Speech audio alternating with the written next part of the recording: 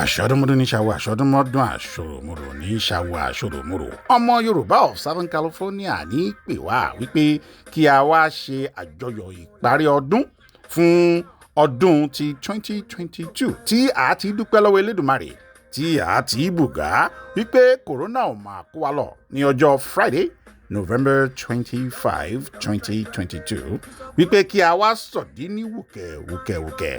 Àǹfààní wà láti kọ́ ọgbọ́n kún ọgbọ́n, láti mọ ìmọ̀ kún ìmọ̀, ká fi ara wa sí ipò ẹni tí ní àníkòye. Bẹ́ẹ̀ náà ni a ní àǹfààní àti gba ẹ̀bùn ní ọlọ́kan òjọ̀kan. Àǹfààní wà láti jẹ àmàlà pẹ̀lú gbẹ̀gìrì àtẹwédù ní àjẹ ìpọnu ńlá ní tìkatìka. Nítorí náà ẹ bá wa péjọ. Ẹ kú ojúlọ́nà o. Ìṣẹ̀dálẹ̀ á ràn wá ṣe àṣẹ.